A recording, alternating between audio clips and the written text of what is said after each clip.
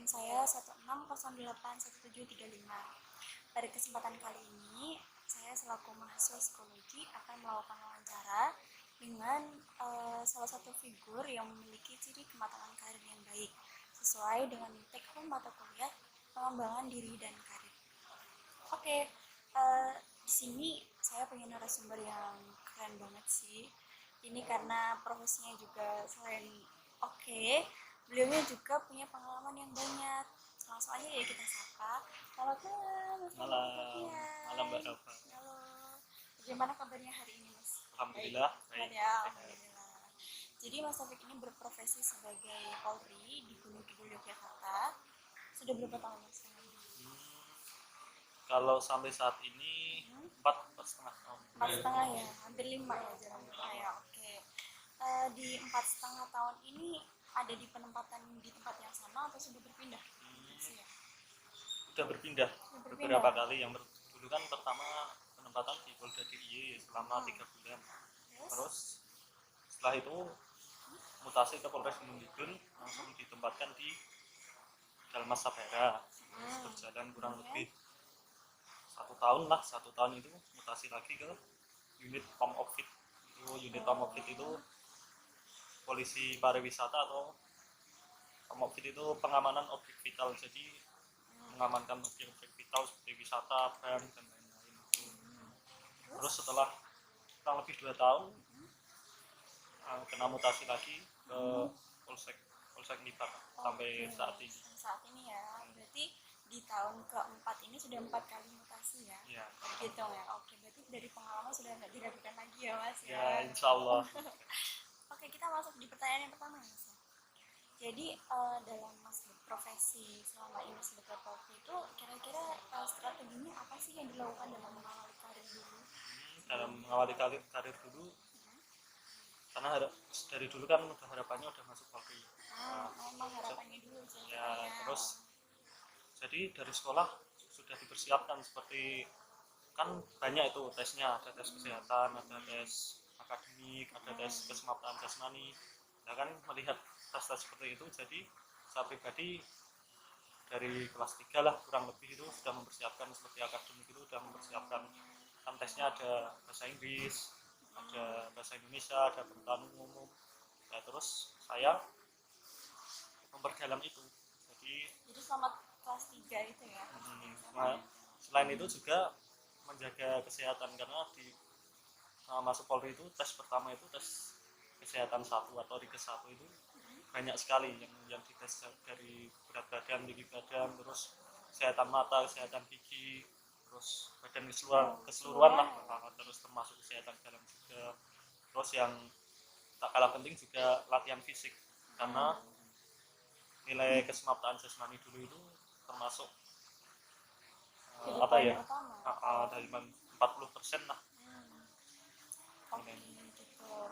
Berarti yang tersaring di Polri itu memang sudah benar-benar oke ya, maksudnya dari segala keseluruhan. Kalau melihat dari aspek tes-tesnya seperti itu, harusnya ya sudah yang terbaik ya. Oke.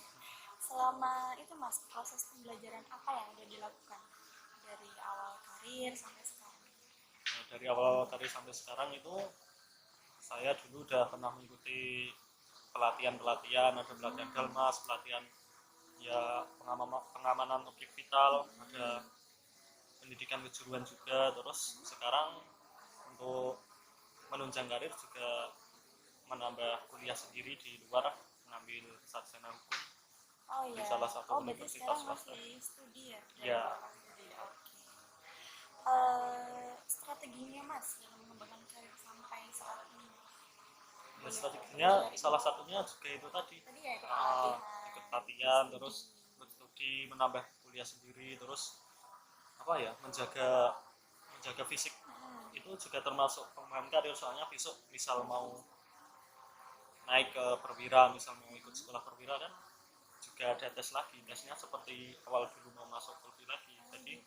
Jadi sampai sekarang ya harus terus belajar, harus tetap menjaga fisik, menjaga kesehatan, seperti itu. Berarti segala yang dipersiapkan memang harus benar-benar baik ya? Ya. Oke. Sekarang kita pindah ke tempat bekerja ya. selama Mas bekerja itu Mas bekerjanya jadi multitasking atau sistematis? Maksudnya kan kita tahu tuh perbedaan antara keduanya itu kan sangat signifikan banget. Nah, Mas gimana? Kalau di institusi Polri itu sepertinya malah lebih ke multitasking. Multitasking, Iya. alasannya apa Mas? Karena pengalaman saya sendiri ya, kan saya kerjanya di bagian staff sekarang. Staff itu kan mengurusi administrasi perkantoran, terus ya banyak laporan-laporan, pokoknya tentang itulah. Dan di samping itu kita juga harus sesuai apa slogannya, melindungi, mengayomi, melayani masyarakat. Jadi Oke. Jadi itu yang Jadi kita- dijadikan peran utama ya. jadi misal ada kegiatan urgent atau insidental di masyarakat, ya kita harus mengutamakan itu dulu. Yang di kantor tinggalkan dulu sementara. Selama di pekerjaan di kantor kan kita tahu tuh kalau kantor tuh nggak selamanya berjalan mulus gitu loh. Ada aja pasti masalahnya lah apa-apanya. Nah, buat Mas sendiri nih, seberapa sering menghadapi konflik, terus gimana strategi buat menangani konflik itu sendiri? Kalau konflik ya, kalau konflik internal tuh jarang banget. Maksudnya yang di dalam kantor tuh jarang banget, soalnya kita kan kerja kan jiwa korsa ya, jadi harus jadi satu, jadi sebisa mungkin kita saling menjaga kekompakan. Tapi kalau di luar seperti permasalahan-permasalahan dari masyarakat itu ya lumayan sering, karena yang kita hadapi memang seperti itu. Institusi kita itu yang dihadapi permasalahan-permasalahan di masyarakat seperti itu. Jadi memang dipersiapkan untuk menghadapi konflik gitu Ya kurang lebih seperti itu. Oh betul. Tapi strategi penanganan masalah Mas, misalnya gini, ya masalah itu selalu ada, tapi aku selalu bisa kok gitu. Jadi menanamkan mindset seperti itu apa enggak? Ya harus ditanamkan mindset seperti itu, harus didoktrin seperti itu, dan tentunya kita juga ada upaya-upaya untuk menangani konflik tersebut. Mencegah juga ya. Misal kita ada upaya preventif pencegahan. Sebelumnya kita melakukan himbauan-himbauan untuk menjaga kamtipmas atau keamanan dan ketertiban masyarakat. Nanti kalau udah timbul konflik, yang pertama kita lakukan adalah dengan melakukan persuasif atau kita melakukan pendekatan ke misal tokoh agama, tokoh masyarakat, kita dekati, terus kita ajak lah nanti sharing-sharing, terus dipecahkan bersama lah. Jadi musyawarah untuk mufakat. Jadi semua permasalahan itu nggak harus diselesaikan dengan hukum. Jadi kita pecahkan di masyarakat dengan musyawarah tersebut. Oke, sesuai slogannya tadi ya, mengayomi, menjaga gitu. Oke, ngomong-ngomong soal manfaat terhadap orang lain nih Mas, kira-kira selama ini sudah memberikan manfaat apa aja buat orang lain? Kalau tentunya kita sebagai umat manusia ya, tentunya kita selalu berharap untuk menjadi bermanfaat untuk orang lain ya. Sebenarnya udah banyak upaya-upaya kita, terutama dari institusi Polri itu, untuk menjadi manfaat untuk orang lain. Seperti contoh misal yang baru-baru ini musim pandemi COVID-19 itu dari Polri sendiri banyaklah memberikan bantuan sosial misal seperti sembako, terus melakukan himbauan-himbauan juga pada masyarakat untuk mematuhi protokol kesehatan, mematuhi peraturan-peraturan pemerintah agar virus itu tidak menyebar ya. Itu termasuk upaya kita untuk menjadi manfaat untuk orang lain. Jadi sebisa mungkin memang intinya tuh memberikan manfaat dan kenyamanan bagi orang lain juga ya. Oke, gini Mas, misalnya nih ya, Mas dihadapkan pada suatu konflik yang ini tuh benar-benar nggak bisa diselesaikan gitu. Terus Mas kira-kira mau ada upaya apa? Maksudnya gini, kalau pakai, kan tadi kan Mas bicara tentang musyawarah mufakat. Kalau pada akhirnya konflik ini nggak selesai dengan musyawarah mufakat itu gimana? Tentunya kita sebagai penegak hukum kan ada problem solving atau pemecahan masalah. Nah itu nanti kita bisa selesaikan itu ya harus dengan jalur hukum.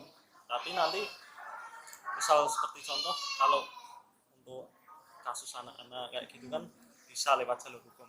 Tapi nanti akhirnya juga ada kebijakan sendiri dari penegak hukum itu masalah itu akan dibawa kemana, akan dipecahkan seperti apa, ya nanti ada akhirnya sendiri ya. Jadi prosedurnya memang sudah tertata untuk seperti itu. Oke, menarik sekali ya mas tentang perjalanan karirnya mas sampai ya. sekarang. Nah, untuk teman-teman nanti nih, ada nggak satu pesan terhadap teman-teman untuk gimana sih memiliki karir yang bagus atau mengembangkan karir yang bagus? Pesan pesan saya ya untuk mungkin adik-adik, untuk siapa saja lah pelajar-pelajar siswa yang ingin meniti karir, berusahalah sekuat mungkin. Jadi jangan enak-enak, karena kalau kalian enak-enak di sekarang, kalian harus sadar bahwa di luar sana jutaan orang itu berusaha untuk menjadi sukses. Dan kalau saya ingat pesan orang tua saya, ada 4T kunci sukses. Apa itu? 4T itu ada teman, Hah? tekun, Teman? teken, tekan. Bukan, oh Jawa ya? Ya Jawa. Jadi Apa yang ini? pertama itu teman. Teman itu yang pertama kita harus niat. Nah, misal kayak saya sekarang, misal ingin jadi anggota Polri, ya, yang pertama harus teman, itu harus niat. Harus niat. Yang kedua tekun. Tekun itu artinya kan rajin.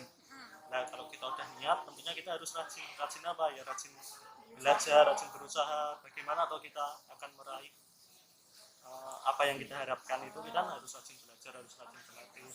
Ada teman, tekun. Yang ketiga ada tekan. Tekan itu apa?